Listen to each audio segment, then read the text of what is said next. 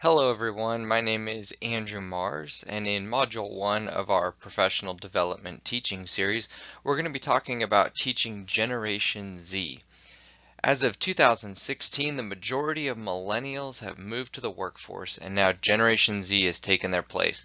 Generation Z is now the predominant learner in our education system. That comes from Miller & Mills 2019. While some research suggests that Generation Z is born after 2000, Good et al. 2020 and Miller & Mills 2019 both suggest that Generation Z is defined by those born after 1996, going through 2010. Really, the thing that defines Generation Z, like all generations, is what happened in society that you can remember. Those from Generation Z are not going to remember 9/11. However, the current COVID-19 pandemic is most likely going to be the defining moment for their generation. One of the characteristics of Generation Z is they are digital natives. Technology is their thing. They are the first generation to not know what it's like to not have the internet. This comes from Good et al. 2020. Those in Generation Z spend an average of 31.7 hours a week on their phones, according to Good et al. 2020, and as high as 9 hours a day, according to Shotto and Irwin 2016.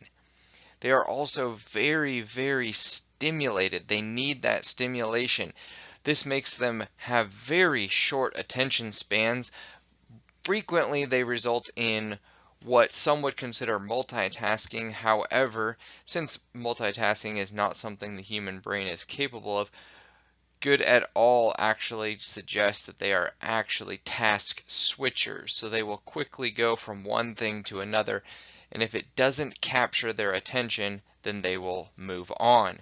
Speaking of attention, Shotto and Irwin 2016 suggests that unlike millennials, who must be engaged within 12 seconds to grab their attention, with Generation Z, you only have 8 seconds to get their attention. And then the best way to stimulate them is complex visual imagery. This comes from Polakova and Klimova 2019.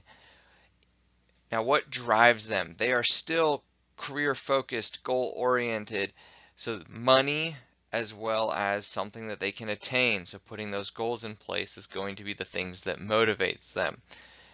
Then finally, in terms of communication, this is one of the first generations that is going to prefer digital communication over face-to-face communication. This could be via texting, email, or the most popular one today being FaceTime. This theory comes from Polakova and Klimova 2019. Now that we understand a little bit about Generation Z, how do we as educators change the way that we teach in order to facilitate learning that the Generation Zers prefer? First off, being self-learners, they are going to prefer things like YouTube. No longer are they asking grandpa how to do something. They're just going to find a YouTube video and look it up themselves. Miller & Mills 2019. Being digital natives, they're focused and driven by technology. So they're going to favor things like games, collaborative projects, experiments, things that can be seen rather than a lecture. So with that, instructors are going to have to get over their hatred for cell phones in the classroom. A lot of the things that Generation Zers prefer involves the use of mobile assisted technology. We need to incorporate mobile assisted technology into the classroom when possible. Those two concepts come from Polakova and Klimova 2019.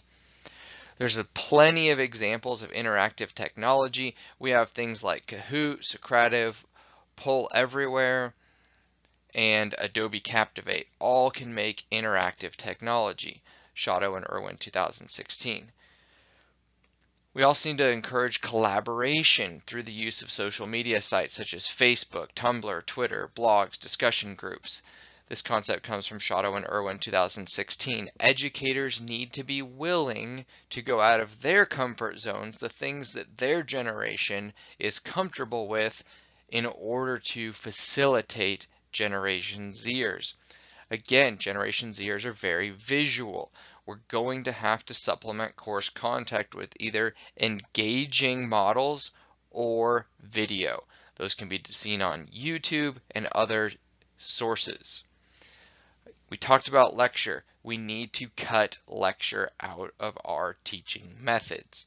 We need facilitated discussions, hands-on learning such as laboratory skills actually in the classroom. And then the last one, and I know a lot of people aren't going to be really good with this, but we need to minimize reading assignments. With the minimal engagement time of these Generation Zers, they're not going to read hundreds of pages of textbooks in a week.